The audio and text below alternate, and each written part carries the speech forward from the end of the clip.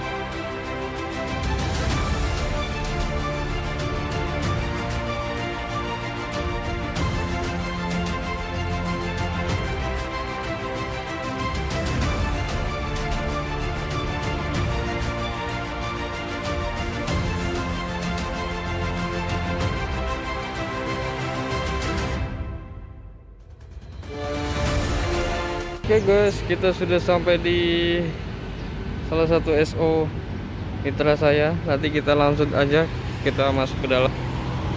Oke, kita udah sampai salah satu di SO teman saya. Kita nanti langsung tanya-tanya ke dalam ya. Oke.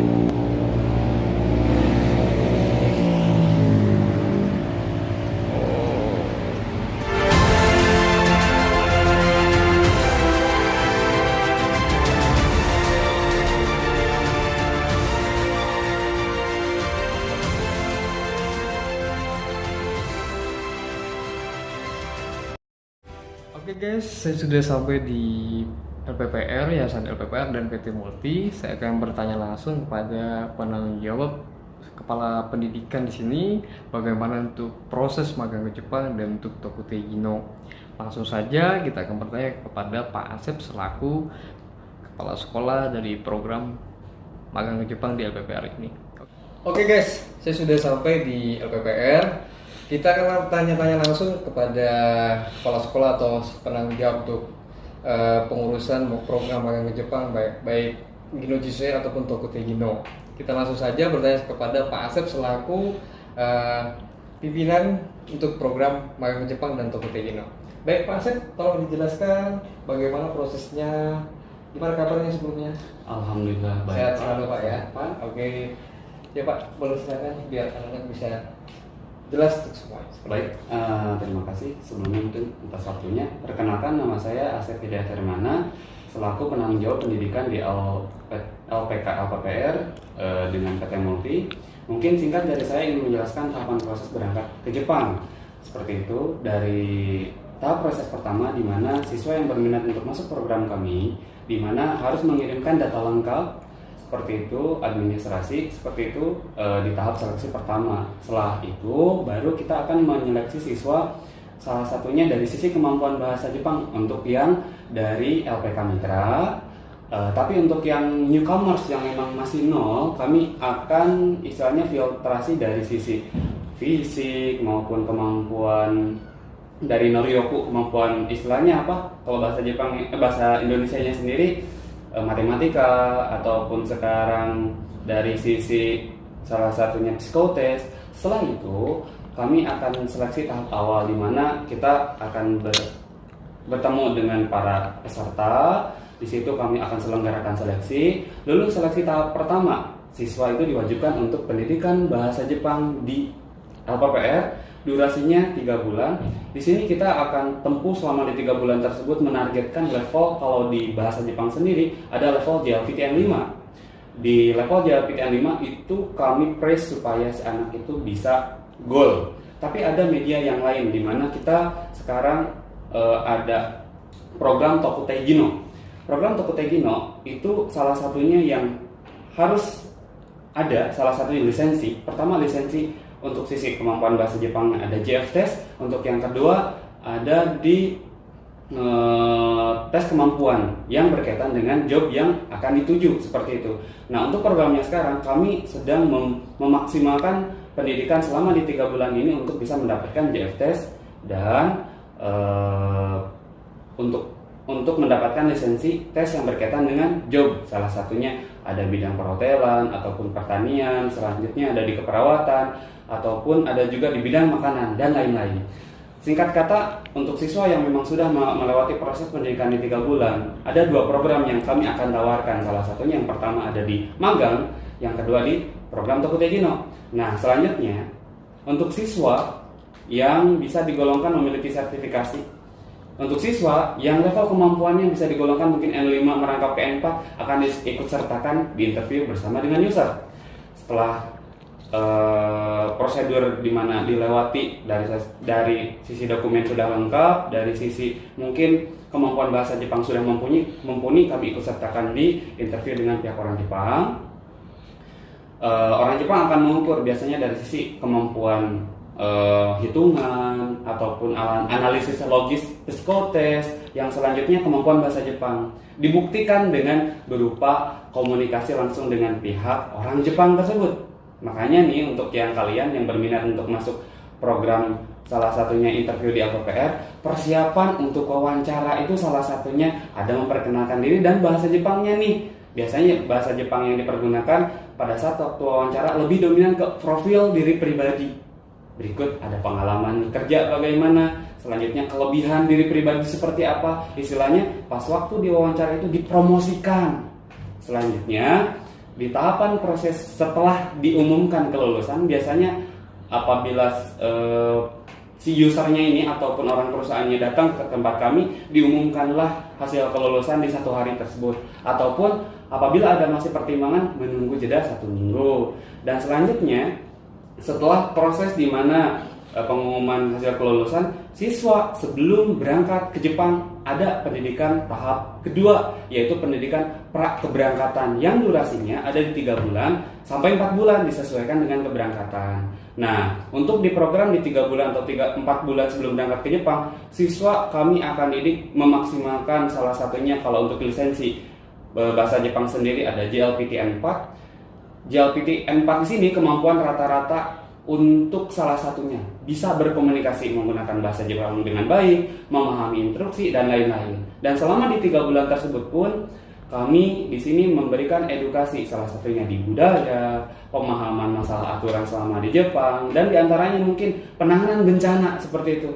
Jadi supaya siswa yang diberangkatkan ke Jepang itu mampu salah satunya basically bahasa Jepang itu sebagai fondasi, yang kedua finishing dari fondasi ini dengan pemahaman aturan dan lain-lain yang tadi saya sudah sampaikan.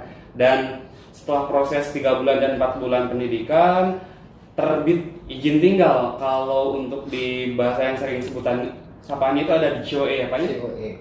COE tiba, terbit, siswa itu akan melakoni proses di mana pengajuan visa. Pengajuan visa di sini durasinya hanya beberapa minggu. Makanya di posisinya ini anak-anak harus segera mempersiapkan, pertama mungkin sebelum keberangkatan barang dan lain-lain, mungkin kebutuhan selama entar di Jepang seperti itu. Selanjutnya berangkatlah siswa ke Jepang. Tapi ada tahapan proses untuk salah satunya magang. Sebelum masuk di perusahaan akan ada prosedur di mana pendidikan kembali yang berkaitan dengan pertama itu di bahasa Jepangnya sendiri, yang kedua di teknikal di bidang pekerjaan. Biasanya disampaikan di center sebelum masuk ke perusahaan, wajib pendidikan 1 bulan begitu. Istilahnya itu tuh untuk beradaptasi siswa supaya bisa terbiasa dan bisa membiasakan pola hidup orang Jepang itu seperti apa. Untuk prosedurnya itu sendiri ada ada waktu di durasi 1 bulan tersebut, siswa bisa mempelajari atau mempraktekkan apa sih yang sudah diedukasikan selama di LPPR di Jepang sebelum benar-benar masuk di area perusahaan ataupun hidup selama di 3 tahun di Jepang. Singkat mungkin seperti itu penyampaiannya dari saya, Pak. Oke, terima kasih. Mungkin cukup jelas ya guys buat kalian yang ingin ingin berangkat ke Jepang seperti mungkin saya mohon maaf Iya, ini Pak. kan dengan situasi pandemi seperti ini penerbangan belum dibuka mungkin ada pesan-pesan buat peserta yang lagi belajar bahasa Jepang di LPK ataupun buat para peserta yang berangkat ke Jepang ataupun peserta yang sudah ada di Jepang tetap mungkin jaga kesehatan. Oh iya seperti Pak, itu. seperti itu. Untuk peserta salah satunya mungkin saya sebut pahlawan devisa yang akan berangkat ke Jepang. Mungkin yang harus kalian perhatikan sebelum pra interview, mungkin di kondisi di tengah pandemi sekarang untuk interview kalau di LPPR sendiri memang ada, tapi tidak sepadat pra COVID seperti itu ya. Mohon untuk yang di LPK, salah satunya di LPK Mitra, belajarnya lebih maksimal lagi. Salah satunya di poin bahasa Jepang maupun pemahaman budaya, karena pada dasarnya sebelum interview itu kalau dimaksimalkan secara maksimal, pas waktu di wawancara, insya Allah kesempatan kalian untuk bisa lulus di wawancara salah satunya diselenggarakan di LPPR, insya Allah bisa lulus. Tapi selain dari itu mungkin saya ingin berikan pemahaman yang lain. Selama di rumah, meskipun sekarang mungkin tanpa bimbingan dari pihak sensei-senseinya, mungkin ya karena tetap protokol kesehatan itu pasti diterapkan kan ya. Nah selama di rumah banyakin kosakata, banyakin pemahaman dari sisi pola kalimat supaya bisa mengunci hafalan kotobannya untuk bisa berkomunikasi menggunakan bahasa Jepang. Yang selanjutnya untuk yang sekarang mungkin di LPK Mitra yang masih mungkin sekarang berproses mendidik siswa-siswanya, mungkin protokol kesehatan tolong perhatikannya seperti jaga jarak, proses pendidikan yang semangat. Untuk tahapan yang selanjutnya mungkin saya ingin memberikan motivasi, mungkin bukan motivasi sih lebih dahulu mungkin saran ya. Yang sudah berangkat ke Jepang, salah satunya mungkin ada siswa-siswi dari pihak PT Multi ataupun LPK LPPR ataupun LPK yang lain, tolong jaga kesehatan. Yang kedua mungkin tolong untuk dari sisi hal apapun yang berdampak dari COVID, itu pasti ada masalah yang timbul. Salah satunya mungkin dari sisi pendapatan ataupun hal yang lain, mungkin bisa dikonsultasikan segera kepada pihak LPK atau SO yang telah memberangkatkan. Karena kita, salah satunya mungkin SO LPPR, sangat excited, sangat ingin menerima informasi keluhan atau hal apapun, karena kita di sini fungsionalnya untuk sebagai LPK yang memberangkatkan atau SO yang memberangkatkan. Kita ini bukan hanya sebatas ingin memberangkatkan, tapi ingin memonitoring, ingin mengkaderisasi, ingin memberikan servis yang lebih, salah satunya untuk siswa yang sudah berangkat ke Jepang di 3 tahun itu bisa aman, nyaman, tentram, tanpa ada hambatan. Salah satunya yang paling penting, Hokoku Renkaku Sodan, melapor itu prioritas loh untuk menangani masalah apabila masalah tersebut bisa digolongkan sangat berat. Oke, mungkin seperti itu saja penyampaian dari saya Pak. Oke, Sensei, terima kasih banyak atas penjelasannya, atas waktunya. Guys, cukup jelas ya buat kalian, tetap jaga kesehatan ya Sensei ya. Iya, Pak. Tetap semangat. Iya. Oke, Sensei, terima kasih banyak ya. Saya pamit, tetap Iya, Pak. jaga kesehatan selalu, mudah-mudahan tetap lancar. Ya, amin.